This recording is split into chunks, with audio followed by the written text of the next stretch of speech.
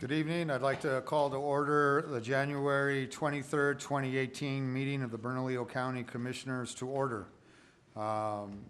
We can now have the silent invocation and the Pledge of Allegiance led by Commissioner Johnson.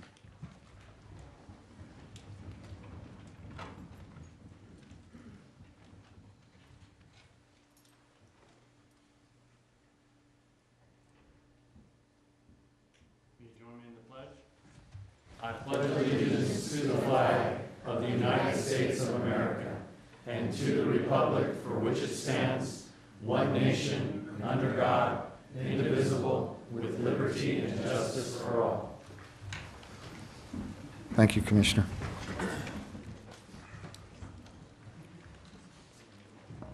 Okay, so moving on to item 3, announcements of additions or changes to the agenda. Madam County Manager. Mr. Chairman, Commissioners, we have 2 changes. One is discussion item 13A, update on the urban charter, to be moved up in the agenda as item 7B. And the second is approval item 12A, the Sheriff's BCDSA CBA, to be moved up in the agenda as item 7C. And a vote is required. So can I have I move that we make those changes. Okay, so we have a motion for those changes to move 7 to 7B and 7C. Do I have a second? Second. Okay, I have a second. All in favor signify by saying aye. Aye. All opposed, the motion passes. Thank you. So we will go to item 4, which is, there's nothing there. Item 5, which is certificates and awards. Human Resources Employee Recognition Program Awards. Mr. Chairman, Commissioners, it's always my pleasure to present our employees of the quarter, and if they could come up behind me, I'd like to say a few words about them and recognize them. So, first of all, we have Daniel Beeman. So, hi, Daniel. Dan. So Dan is a consummate professional with varied and specialized skills that enable him to perform his work in a proficient manner with successful outcomes.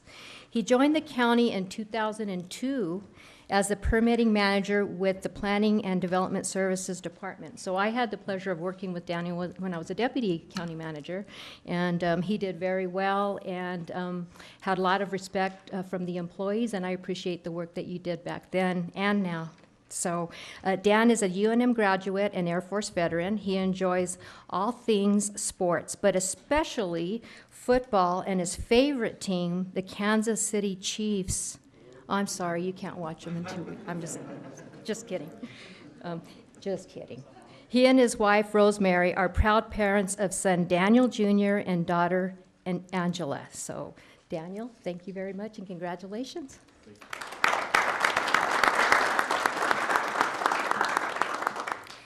Tiffany, there she is, in blue. So Tiffany has a very broad knowledge of Bernalillo County, and she is often referred to as the Alexa or encyclopedia of the county, and that's really true. We're always asking her stuff. So Tiffany joined the county as a risk management technician nearly 6 years ago.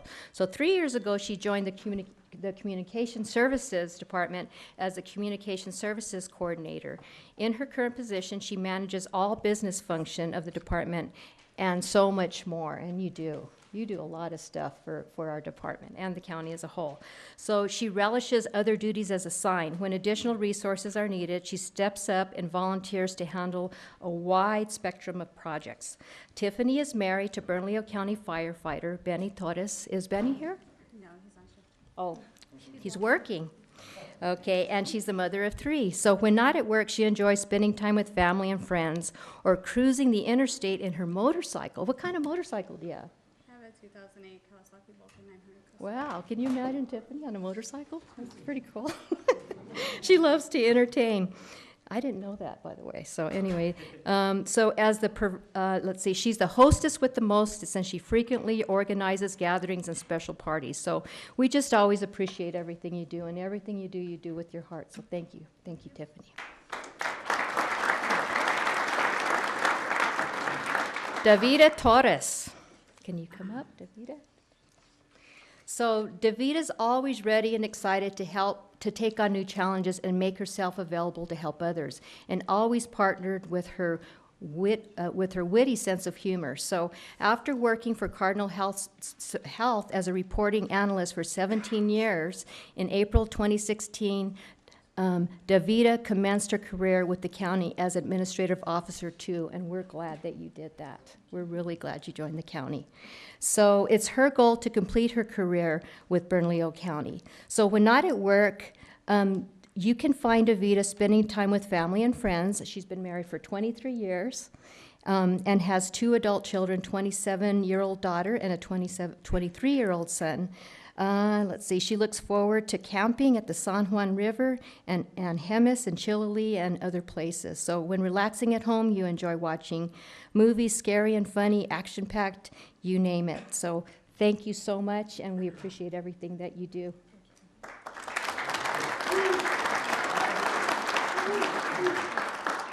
Okay, Leora Perez. There she is. All right. So Leora is the backbone of the fire headquarters. We know that. We know who the real chief is. I'm just kidding. Just kidding, Chief, just kidding. She's eager to do tasks, take on new challenges, and plan and organize events as they come up. Leora started her career with Bernalillo County in February 2007 as an administrative officer at the assessor's office. She joined the Fire and Rescue Department in November 2011, where she is now an administrative officer 3, directly supporting the fire chief, as well as the department as a whole. And it's very, very apparent you love your job. We all know that. So Leora is a lifelong resident of New Mexico. She and her husband of 9 years, Gary, share 4 children. They love traveling. So you've gone for 35 trips, I heard? In 9 years. Wow. Really? Okay, you have to tell me how you do that. Okay. Attending concerts, 60 concerts? Wow, that's pretty cool. And spending time, Gary's doing something right. Right on, Gary. She's a Lobo and Gary's an Aggie, so they really have fun watching their teams compete. So congratulations. And then there's Richard Meadows. Richard has performed above and beyond his assigned duties by taking on additional time-consuming projects. Through it all, showed calm and professional leadership and did so without a complaint. And that's very true. I mean, you are kind of like the silent partner in the county that just, you do so much. And I know that because even when I was retired, you were working on a project and you were at these meetings and very professional, and you knew what you were doing, and we had a lot of confidence in you. So I just thank you for all your years of service, though. Richard has been with the Bernalillo County Public Works in the transportation section for the past 9 years. Major accomplishments include starting the South Valley Main Street, and that's the project that I was talking about, in 2014, and adoption of the Bridge Boulevard Corridor redevelopment plan in 2013. So you've got 30 years of experience as a community planner in both the public and private sectors in the areas of land use, housing, and transportation. So you grew up in Las Cruces and attended graduate school at the University of Arizona in Tucson, and you and your husband, Lynn, have been in Albuquerque for 25 years. So when not working, they enjoy spending time with their 3 rescue dogs, Rosie, Jamba, and Chloe, hiking, gardening, and traveling. So congratulations, and thank you for everything that you do, Richard. Lisa Smoots. There she is. So Lisa is behind the scenes. You're a behind the scenes kind of person who does not require recognition for her work. She accepts responsibilities and always performs above and beyond what is expected. Lisa joined the county's risk management department 16 years ago, where she is currently an administrative officer 1. I didn't know it'd been 16 years, Lisa. That's great. She is passionate about creating relationships with departments and delivering excellent customer service and solutions that make a difference in the county. So Lisa was born in Las Cruces. So you guys, do you know each other? Okay. and moved to Albuquerque as a teenager. She is a proud mother of an adult son and enjoys his weekly dinner visits which consists of mom's red enchiladas. Sounds good. We're hungry. In her spare time, she watches or attends all types of sporting events, but especially enjoys college or NBA basketball. So we want to thank you. Thank you for your service, and we look forward to working with you for many more years. So thank you so much. John Smith at MDC. There he is. So Officer Smith's attentiveness and immediate life-saving efforts helped ensure the survival of an inmate. Remember this. So John began his career in corrections in 2007 at the New Mexico Department of Corrections as a corrections officer in Los Lunas. In 2011, he joined the county at the Metropolitan Detention Center as a corrections officer. His primary duties center around maintaining the safety and protection of MDC inmates and staff. He is ever mindful of maintaining work ethics to include being dependable, reliable, and performing consistently. Keeping these work ethics in mind have helped him in his duty to preserve safety and protect the life for MDC inmates and staff. John, what's that? It's very important. It is important. It is, and we're glad that you're here, and we appreciate. How long have you been with the county? 2007? Thanks for sticking with us. Things are they're still continuing to get better for you all. Good. John has a creative hobby of developing and performing electronic digital music.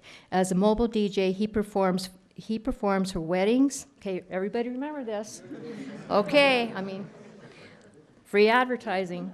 Weddings, quinceañeras, company functions, and personal celebrations. He is currently working on a DJ resident title in the cities of Las Vegas, Nevada, Phoenix, Arizona, and Denver. So congratulations, Officer Smith.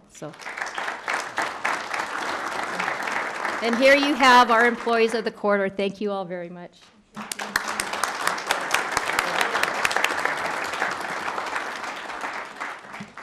Okay. Yeah, just go ahead. Thank you. Congratulations. Congratulations.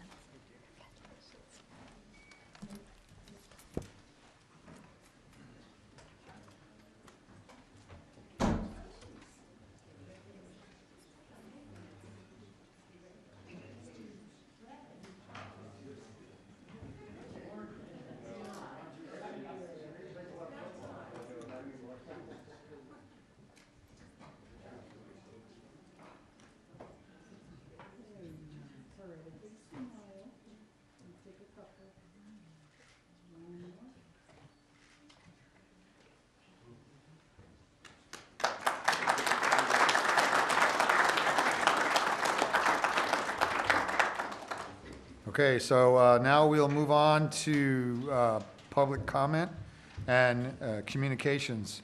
But before communications, we will proceed with public comment.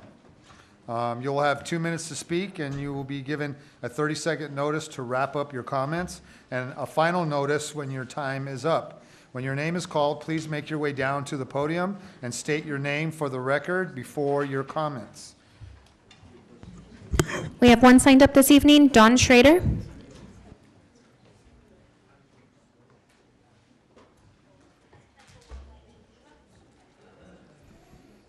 Don Schrader. I lived well all of 2017 on $5,528 for my total expenses, rent, food, etc. Less than half the U.S. poverty level for me as a single person.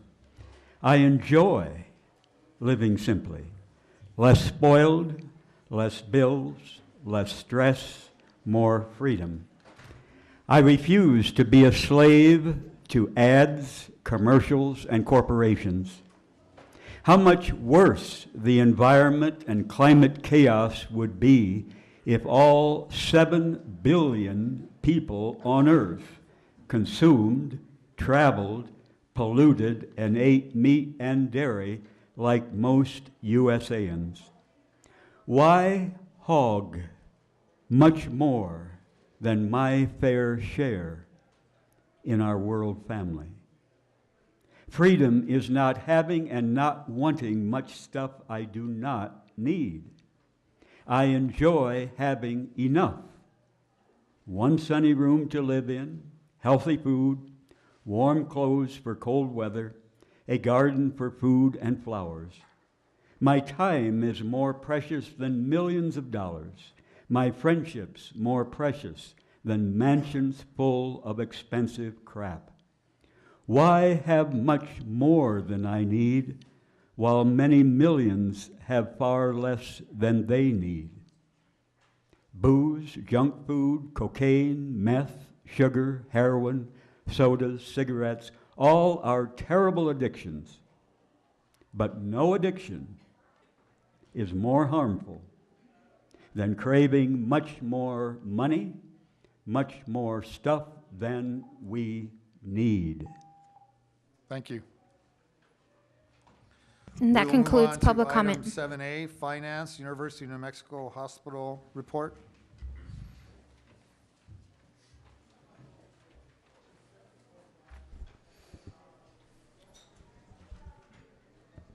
Thank you, Mr. Chair, Commissioners. My name is Mike Ciccarelli. I'm the interim CEO of University Hospital. And I believe we have submitted our 36-page report for your review. I'd like to cover a couple of highlights. My report tonight will represent information from quarter 2 of fiscal year 2018. We're going to start with volume. Hospital volume continues to remain fairly consistent and to the prior quarter. Inpatient, we've seen an average length of stay actually move slightly down in quarter 3, and that number is about 6.5 days. Discharges are flat from prior year in the adult, but about 3% higher in the pediatric population compared to prior year. Outpatient visits are slightly higher compared to prior year, although slightly lower compared to the prior quarter. Emergency visits are in line with prior quarters on average, although November had a slight increase and December had a slight decrease. Now, it's not uncommon as in general at the hospital to have a decrease in volume in December. A lot of it has to do with holidays, et cetera. Our behavioral health volume remains stable compared to prior quarter. Our satisfaction continues to do well. Our patient experience, inpatient satisfaction is essentially flat. Our outpatient satisfaction continues to grow and is actually above the national benchmark. Our behavioral health satisfaction has decreased significantly over the last quarter. We attribute that to some data errors that we had. We weren't sending out surveys to a similar sample as what we were sending before. So we had a decrease in the amount of sample size. Next, we'll talk about workforce. Our retention rates for nursing staff remains well above the national benchmark, and non-nursing staff rates are stable. Finances continue to be stable at this time. Average daily census is similar to prior quarters and prior year. Patient days are about 2% higher than prior year for adults and about 11% lower than prior year for pediatrics. There's a certain amount of seasonality that occurs with pediatric patients. This time of the year, typically January through March, we see additional children. Case mix index is lower about 1%, and again, that's the level of care that we're providing. Total operating revenue is stable. Expenses are lower than budget and prior year to date as well. And that concludes my report, and I'm happy to stand for questions. Thank you. Do we have any questions? Commissioner Hart-Stebbins. Thank you, Mr. Chairman. Thank you, Mr. Ciccarelli, for being here. So you have covered some things that don't look like they are in the packet that was included in our agenda. Can you talk a little bit about the behavioral health satisfaction? I just don't see a graph in our packet for that. We do have some Press Ganey information, but not that. Mr. Chair, Commissioner Hart-Stebbins, I believe if you look at page 27 or thereabout, I don't have it in front of me, unfortunately, so I'm remembering from memory. It's page 25. You will see the graph for behavioral health. Okay, and can you explain why there is the, to what you attribute that drop in satisfaction? So as I mentioned before, it's not that big. It's only 4%, right? Correct. We did notice that we had some data errors, and this stands true not only for behavioral health, but also for all of our patient satisfaction. We had a computer glitch, for lack of a better term, that was not allowing us to send surveys to patients during that month. We think we've since rectified that, and we expect our sample size to increase back to normal rates. And I'll give you an example on why this is important. If we send 2 surveys, when we normally send 200 surveys, one person gives us 100, the next person gives us 50, it tends to drop. Got it, okay, and so on the behavioral health piece, so page 13, you show the number of encounters, or primary reason for indigent visits. Again, there's a drop there when it comes to behavioral health services. To what do you attribute that? Mr. Chair, Commissioner Hart Stebbins, you referred to page 13. Maybe we're like, well, sorry about that. I think we've got 2 reports here, so let me see, page 13 of the quarterly report, where it has the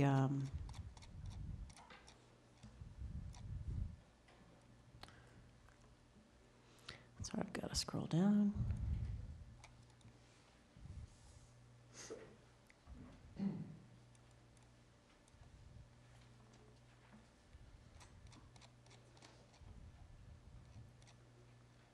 Sorry for the delay. Okay.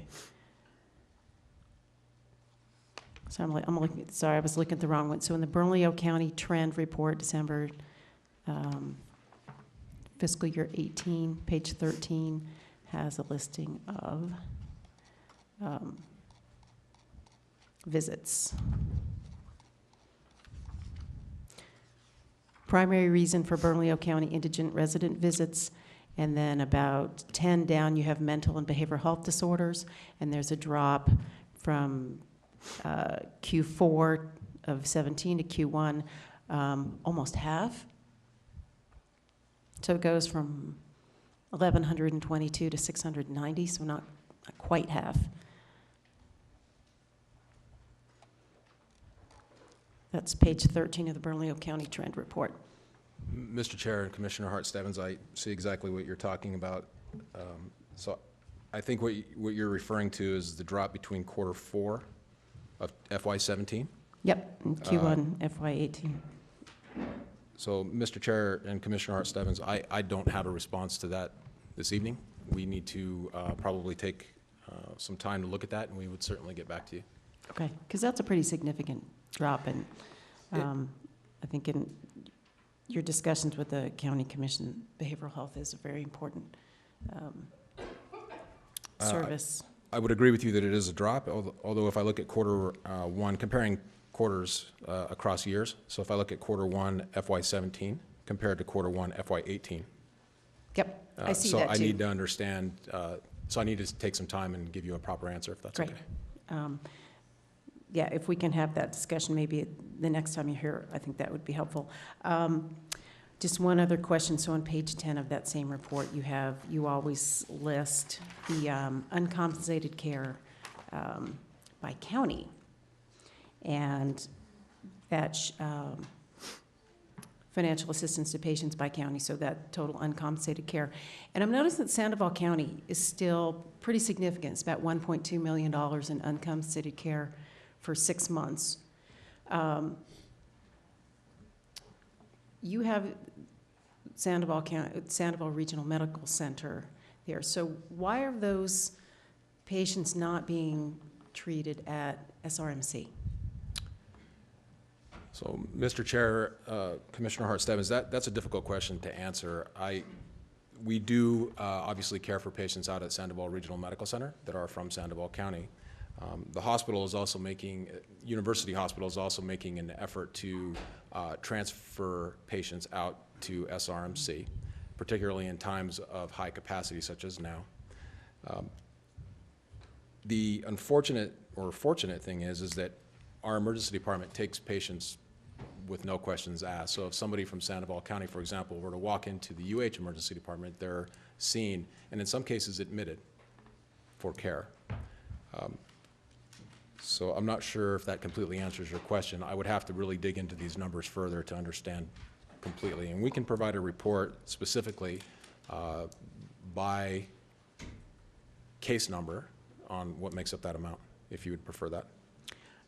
I think it would be helpful to understand that. I'm wondering if there is any relation between this and the fact that the mill levy was not passed by voters.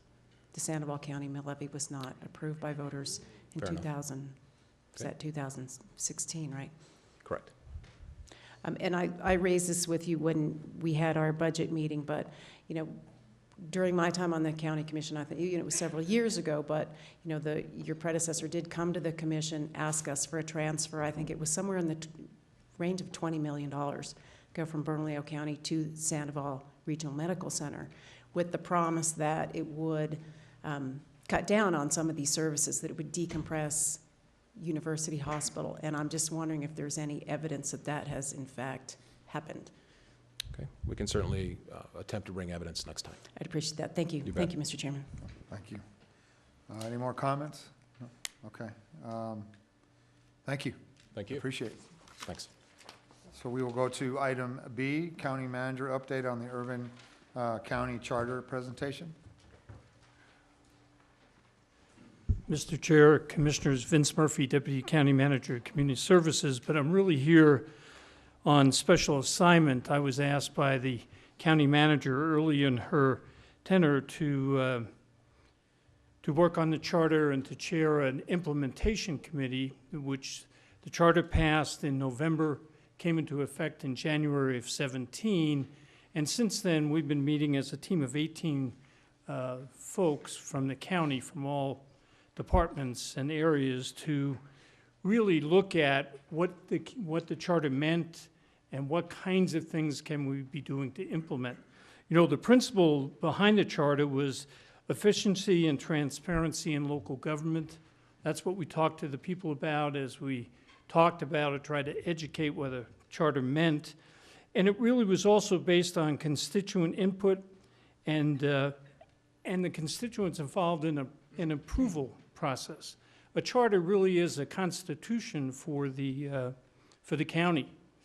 So along with the county legal, I was asked to co-chair with the county legal to get this process going. So tonight, we're going to report out on the various activities that are taking place. I want to acknowledge the 18 folks in the county that really worked on this monthly, and then I'll talk about some that really spent an awful lot of time being thoughtful about how we could implement a charter in the best interests of the constituency.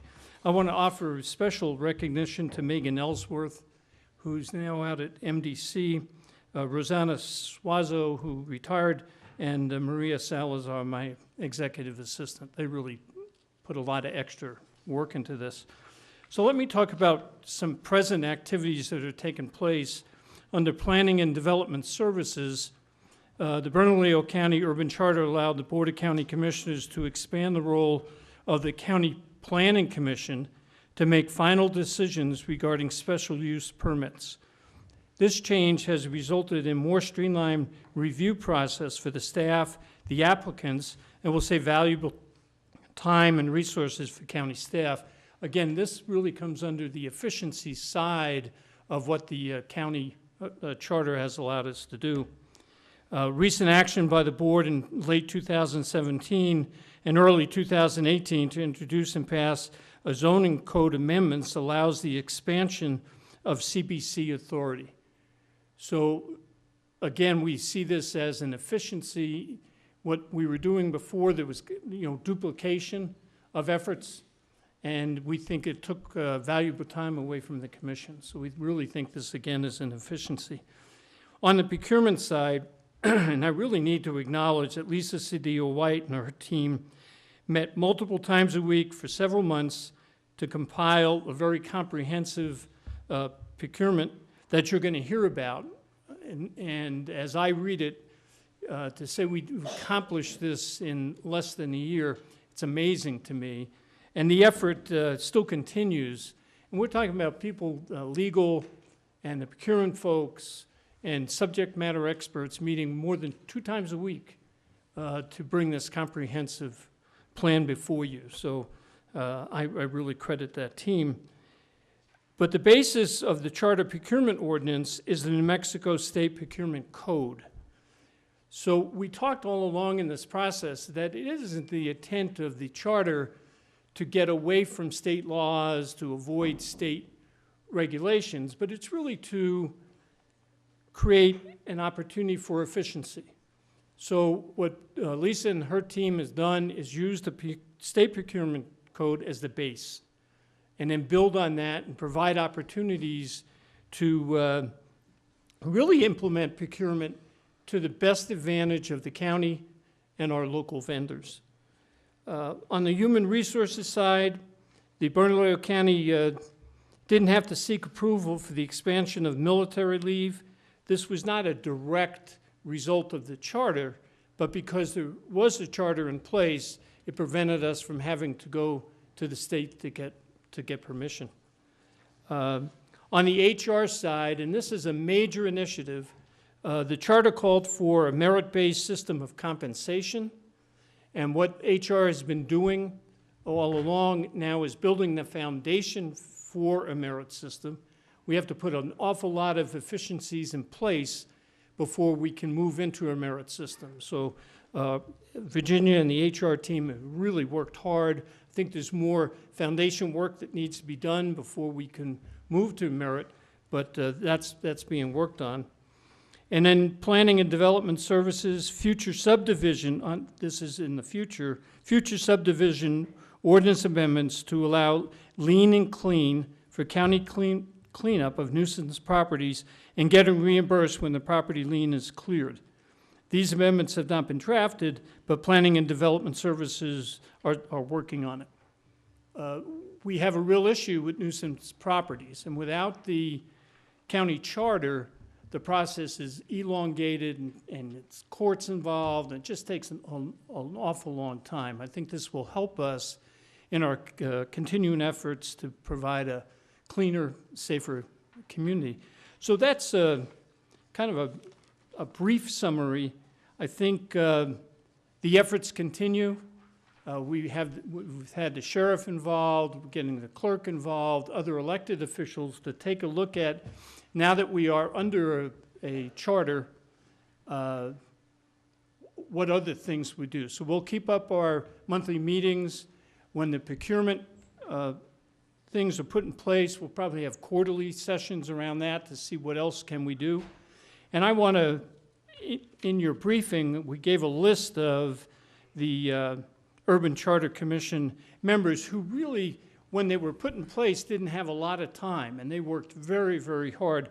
To acknowledge them, I'd like to read all of them and then acknowledge who's here tonight. But Dee Dee Feldman, former state senator, Albert Chavez, attorney, Lori Zimwall, Jordy Stern, Terry Bruner, and Randy Audio. And with us tonight is Tasha Young.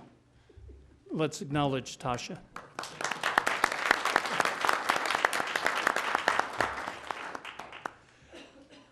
There was a lot of effort put, I think a lot more time, and having a volunteer commission of the quality we had, again, needs to be acknowledged. And I just credit the leadership of the manager and our county attorney. And this is an example of crossbreeding and people just focused on the outcome. I stand for questions. Do I have any questions? No? Thank you, Mr. Murphy.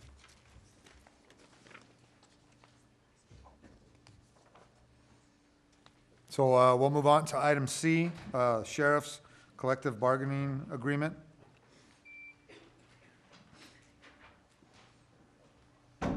Madam County Manager. Mr. Chairman, Commissioners, what you have before you is the collective bargaining agreement for our sheriff's deputies that will stabilize the sheriff's department. So they're on their way down. I'm hoping some members of the, there you are. Come on up, Kyle. So, as you know, it's a competitive work environment out there, and we want to keep our deputies working for Bernalillo County. First of all, I want to thank you all for having the courage to do what you did, to help us find the resources to do what's right, and do what we have to do to keep our deputies. So, with that in mind, the collective bargaining agreement before you includes an 8% pay increase, well-deserved 8% pay increase for our sheriff's deputies. And in addition to that, deputies would receive a one-time lump sum payment of $3,000 on their first paycheck of the new fiscal year beginning July 1st of 2018. The compensation package, as you know, will help turnover and boost recruitment efforts. And I'm sure that Sheriff Gonzalez can speak more about this, or Under Sheriff Mota, I noticed that he was here, and Under Sheriff Korn. I support this collective bargaining agreement because I believe it is the right thing to do, and I know that you do too. And again, I'm going to emphasize, we could not have done it without your support and without all the work of all these gentlemen behind me and ladies that work in the sheriff's department and keep us safe every day. We had a few incidences, and even in the county manager's office, and I have never felt so safe and secure in that kind of situation, and I just want to thank you all for everything that you do. So, you know, again, we got it done, but not without sacrifice. And for example, last fiscal year, as you all know, we had to furlough a good number of our employees, which helped to save us money and stabilize our budget. So it paved the way. That was one of the mechanisms for paving the way for us to do it. So we're not done yet with this process. We still have some negotiations to complete with our bargaining units. And of course, we can't forget the hundreds of non-union employees. So I want to let them know that we haven't forgotten them, but we needed to do what's right, and we need to complete our negotiations. But I want to ensure everyone else that, and we've talked about this, commissioners, and I know that you all, I stand firm, and I stand very supported by you all in saying that they're not going to be left out. And you wanted to make sure that our rules and regs employees were not left out. So the budget staff and I are currently working out the details for a pay increase that we'll be speaking about. But right now, to our sheriff's deputies, I just want you to know that we value all of you, and we hope that you will stick around. And we truly appreciate everything that you do, and we truly appreciate the negotiations. They were great. And you all were true professionals, so thank you so much. And we can say that public safety is a priority at Bernalillo County, and we mean it. So thank you very much. Would you like to say something? Anybody else? And Kyle also. Under Sheriff Rudy Mota, over Field Services Division and Criminal Investigations. Commissioner, Chair, commissioners, just want to thank you guys. These men and women standing behind me, they go out there every single day, 24/7, 365, rain, snow, they're out there. You know, we pride ourselves on being able to be one of the probably 1%er in law enforcement that are 100% staffed. The fact of the matter is we're still understaffed, just per call volume. This is one way that we can help support these deputies that are going out there day in and day out. There comes a time where the pay disparity from other agencies or folks across the hall at the Albuquerque Police Department, the state police, where they'll begin snagging our folks. To these folks' credit, they've stuck it out. They're here because they have a passion for Bernalillo County and keeping our citizens safe. And I just want to thank you for your support. Thank you. Thank you. Thank you all for your work and your support. And I also want to extend my appreciation to the commissioners as well for supporting our Bernalillo County Sheriff's deputies. The Bernalillo County Sheriff's Department Association, they did an outstanding job in negotiating this. Basically, during this time, the administration just stands by and lets them hash it out. And I want to make sure to give them an opportunity to speak as well. Mr. Chair, Commissioners, my name is Chris Toledo. I'm the president of the Bernalillo County Sheriff's Association. On behalf of our board and our members, I'd like to say thank you for taking the time to review this contract and approving it for us. I know it'll help our retention and help public safety in the Bernalillo County. Thank you. Thank you. Commissioner Johnson? Thank you, Mr. Chair. I was just going to say thank you, extend my thanks. Good work on your negotiations, and even better work every day serving the county. I also saw Sheriff Gonzalez sneak in here. He might have a few words to say as well.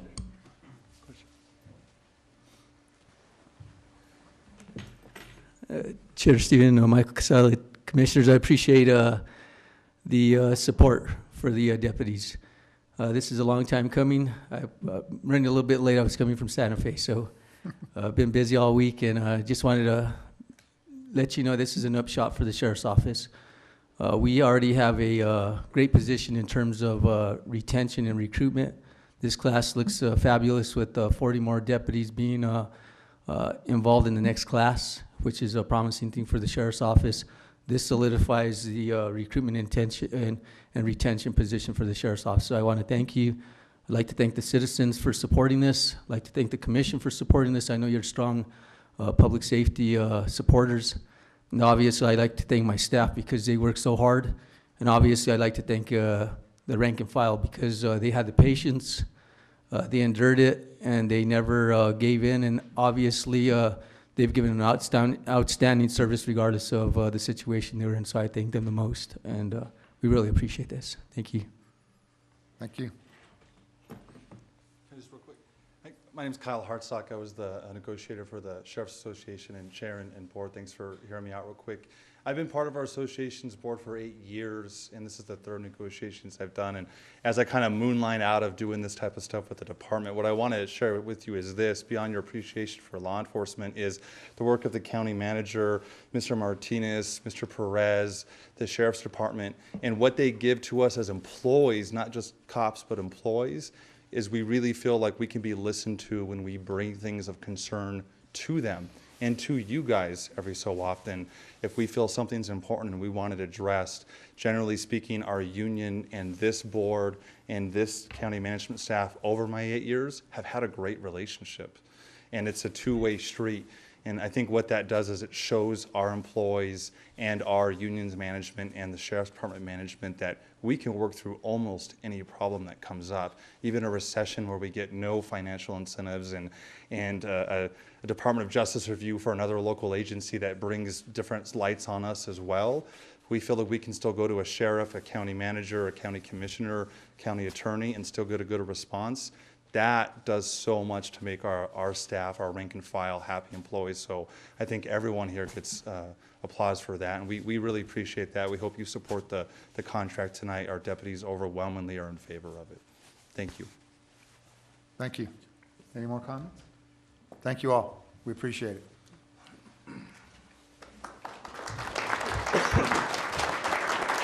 Mr. Chairman, So- I'd like to move approval. Okay, so we have a motion. Second.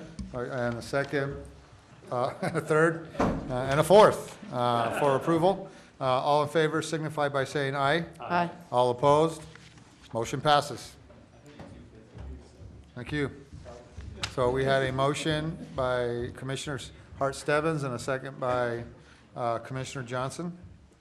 Now we will move for approval of minutes, for minutes of January 9th, 2018. I move approval. So I have a motion and a second. All in favor signify by saying aye. Aye. All opposed? The motion passes for the approval of January 9th, 2018 administrative meeting minutes. Okay, so it was moved by Commissioner Stebbins, seconded by Commissioner Talbert. So we'll move to approval of consent agenda. Mr. Chairman, I move the consent agenda. Okay, so we got a motion and a second. All in favor signify by saying aye. Aye. All opposed? Motion passes. Great. Yeah. So what I need now, though, is I need resolution numbers for item 9A, 9C, 9G, and 9H, please. Mr. Chairman, 9A is 2018-7. Okay. 9C is FR 2018-8. And number 2, C2, is 2018-9. And then 9H, 2018-10. and then item G2. 2018-11. Okay. No?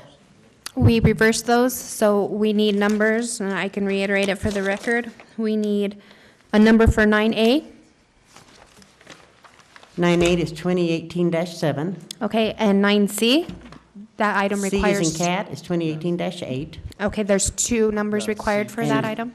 9, Okay, and then we go to 9G 10, and 9H. 11. Okay.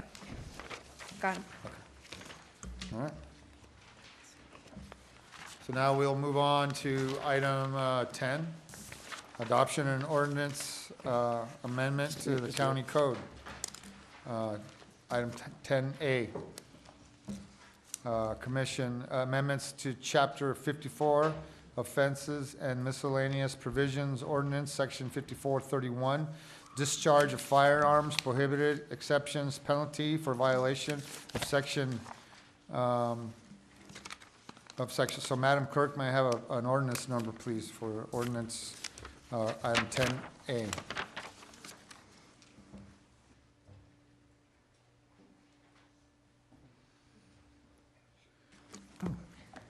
I'm sorry, sir, which one was it? It's item 10A, the, Ordinance Yes. 2018-2. okay. So can now we will proceed with public hearing on this item? For the record, there is nobody signed up for public hearing for this ordinance. Okay, so can I have a motion to adopt ordinance 2018 dash, what'd you say, 2? 2. Yeah, 2. So moved, Mr. Chair. Okay, so I have a motion? And a second. All in favor, signify by saying aye. Mr. Chairman, before we vote, could we just Okay. have a quick explanation from somebody about what this does? Okay. I'm not sure who on staff is Commissioner prepared to do Johnson this. will answer. Mr. Chair, Commissioner Stebbins, this was brought to my attention by one of my constituents in the East Mountain area. And what had happened is an animal had been hit by a vehicle and was suffering, and it took somewhere in the neighborhood of 3 hours to gain permission to be able to actually euthanize this animal. And upon review of our ordinance, we didn't really have an exception for that situation, and nobody wanted to take any kind of responsibility for it. So this is really just one additional exception that's added for the euthanization of an animal in that situation. Thank you, Commissioner. Thank you, Mr. Chairman. Sure. So all in favor signify by saying aye. Aye. All opposed, motion passes. Ordinance passes. So item 10B, economic development. Madam Clerk, can I please have an ordinance number for item 10B? 2018-3. Thank you. So we will proceed with public hearing on this. Do we For have this anybody? item, there is nobody signed up for public hearing. There's nobody signed up for public hearing. Okay, so can I have a motion to adopt ordinance 2018-3? I have a motion. Second. And a second. All in favor signify by saying. Mr. Chairman. Aye. Yes, we have discussion. I've got a couple questions. Yeah, Commissioner Hart Stebbins. Thank you. Actually, I think it would be really helpful if our new interim Director of Economic Development, maybe you could just give a really short summary of what this is, and then I've got a couple questions. Absolutely. Thank you, Mr. Chairman. Commissioner Hart Stebbins, sorry. I'm new at this, so excuse me for a little bit. So Is it odd to be on that side? It of the is podium? very odd. This is the second time I've gotten to do this since I've been back from my stint in DC, and it's always a little weird to look at this side. So thank you for having me today. I just want to talk to you a little bit because of our home rule. It's given us another tool in our toolbox. GRIP is one of those. We'll talk about LEDA in a moment, but I just want to tell you that this, it really accomplishes the purpose of establishing standards and procedures for financing by the county. And GRIP is a tool that a company will have to actually put income into, they'll have to create gross receipts tax, and then an increment of that piece can be given back for the infrastructure, but it has to be public infrastructure that they use. So it's actually a great tool, I think, that allows more opportunity and more options to really build and strengthen our economic development in the community. I'll stand for any questions. So we have a motion and so, but we're in discussion right Yes. now, so, yeah. So We already had that. Commissioner Art Stebbins. have the Thank you. floor. So a couple questions. So this would allow a developer, an investor to get a rebate for some of the gross receipts taxes that are generated through a new project. Is this, does this cover all gross receipts taxes or just the county's portion? Just the county's portion, and it wouldn't allow, it would only allow them to get reimbursed for infrastructure that they put, that is public infrastructure that they develop. Okay. So on page 2, it says that this can cover development of public infrastructure, new construction, rehab of existing retail. So out of any of those projects, there's gross receipts tax generated. Tell me how that would work. What can they use that money for? Well, they could, and I may defer to the current Economic Development Director to make sure that I'm specifying this correctly. So they could use it for road construction, they could use it for water, line, sewage, electricity, any kind of infrastructure costs that would, curb cuts for ADA, any of those sort of uses they could actually use their gross receipts tax reimbursement from, but it has to be in public right away. So I want to make sure that that's clear. The other thing, if I may, is that I want to make sure that because of the work that the commission did on the policies and procedures, that it actually sort of is very confined about how this can be used.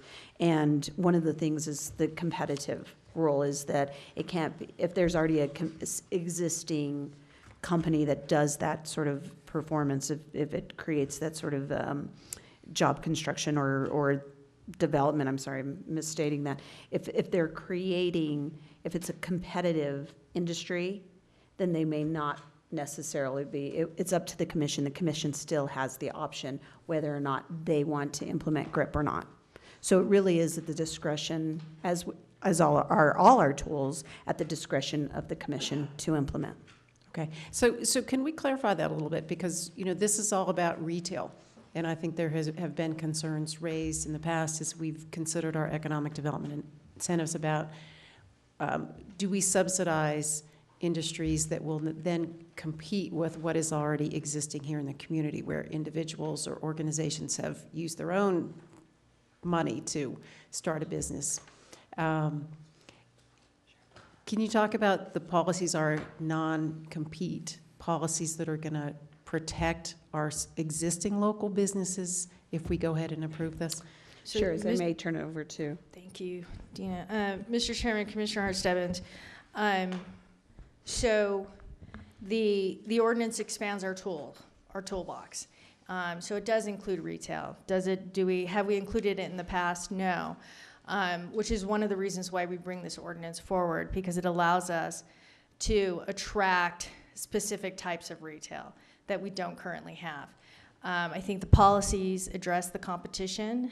I don't know that you can fully eliminate every level of competition, but we, best effort want businesses, especially attractive large retail businesses that attract outside income and outside people to travel to, or find the incentive to go and shop there because they don't have that in their town, generates new income and generates GRT and brings in new money. So I think your approach in saying, well, we haven't done it before, and you're right, the focus hasn't been that, but this opens our focus and it opens our toolbox. So one of the allowable uses is, say, for a car lot or a auto complex. Why would that be included? Mr. Chairman, Commissioner Stebbins, it wouldn't. I mean, we would defer to the commission on that, but our current policy wouldn't allow a car lot. So remember, this is a broad approach to looking at expanding our toolbox.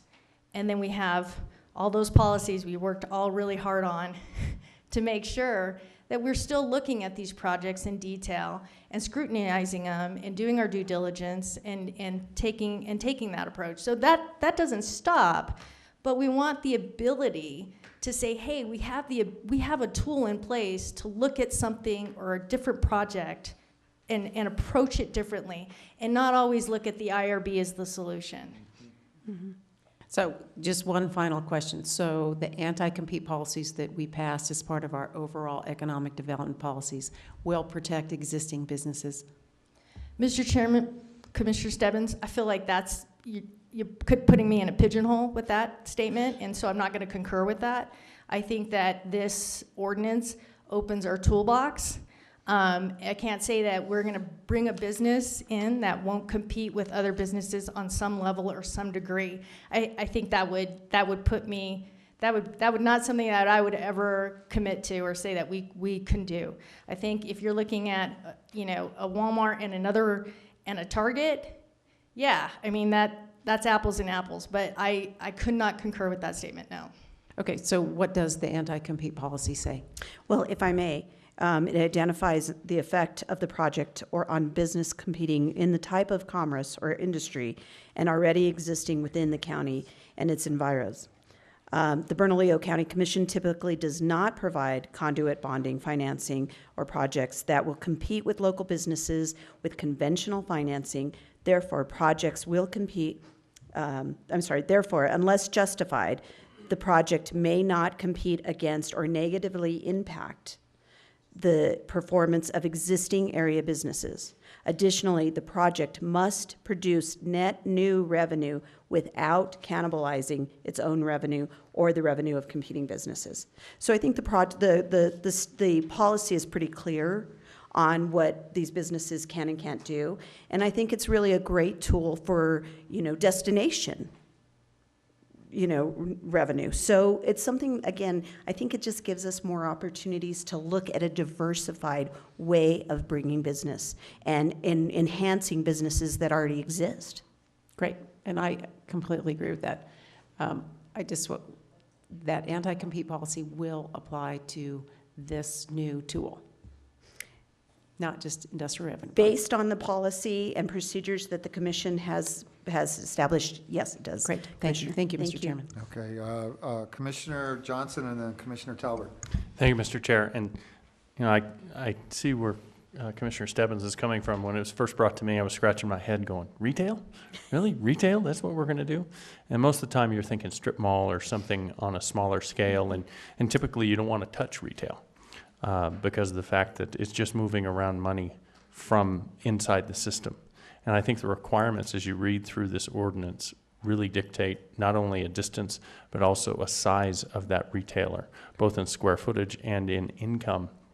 So we're really targeting dollars that would go to a retailer outside of our economic area, which brings new money into the system, which is the whole goal of any economic development incentive package, whether that's for manufacturing or, in this case, for retail. So we wouldn't want to do it for a small retailer. We wouldn't probably want to do it for any kind of Walmart or something of that scale, because those aren't new dollars. They're dollars being moved around in the system.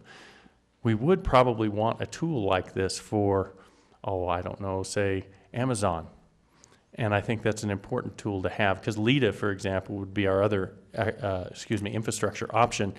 Wouldn't be applicable because black letter law says that you cannot. It says specifically retail cannot be the purpose. And in some cases, I think we do want to do retail, regardless of whether that's an Amazon or some other large retailer that would bring jobs and new money into our system. So thank you, and I very much support this. Obviously, I'm sponsoring it. Thank you.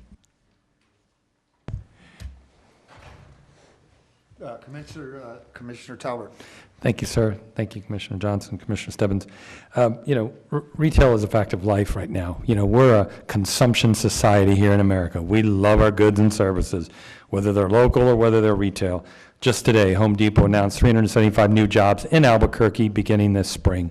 So they're seeing growth in our economy again here in Albuquerque and New Mexico, which is exciting. And it's great to see that. We've heard of another retailer, Topgolf, now coming. And then there's another big golf thing going out on I-25 and MCT's property. So we see retail happening all around us. And I think it would behoove us to be a part of that and to play in that. To Commissioner Johnson's point, obviously making the smart move, and to Commissioner Stebbins, I agree as well, and always making sure we're thinking local also. But I also believe in the law of abundance. I think there's enough around for everybody if we put the right tools out there for everybody to use. I support this wholeheartedly. Thank you. Thank you. And, you know, I was having a discussion that even tech companies, you know, they sell apps and they sell things online, which is, you know, it's bigger than just what tech is or what computers are, but they're also selling something, bringing money into the state. So we need to open and broaden our minds on what retail really is and what we're selling. And also, when it comes to the film and television industry, we're creating those things. How do we keep those dollars in the state? Instead of those monies going into a bank in Los Angeles, California, how do we do that and bring those monies in the banks here? So, you know, there's so many different things that we sell and that we put out for market. And so we need to keep our mind open to that. And again, thank you for clarifying that, you know, it'll be a case-by-case basis and everything will come to this commission. And if we really feel that it is that it breaks the competitive, you know, our procedures on competitiveness, that, you know, I think we'll squash it there or adjust as we need to go. So I think she makes a valid point on that, because we don't want to force local businesses that are already doing that out, but we want to grow what we're doing in the state of New Mexico. So thank you so much. So we still have a motion and a second. All in favor signify by saying aye. Aye. All opposed, the motion passes. Thank you so much. Thank you. Let's go to item 10C, Economic Development, Local Development Act Plan. Madam Clerk, can I have an ordinance number for item 10C? Mr. Chair, 2018-4. All right, so we will now proceed with public hearing. There's nobody signed up for public hearing. Okay. Mei Ling. Mr. Chairman, the Economic Development staff recommends the approval of the ordinance authorizing the County Commission to approve the amending Section 2-324 of the County Code of Ordinances, Local Economic Development Act Plan. I'll stand for any questions. Do I have any questions? Do I have a motion? Motion. Second. I have a motion and a second. Any discussion? No? All in favor signify by saying aye. Aye. All opposed? Motion passes. Thank you. I have one more.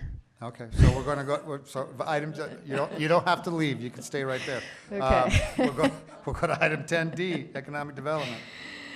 Mr. Chairman, the Economic Development staff recommends the approval of the notice of intent authorizing the local economic development agreement with Vitality Works, Inc.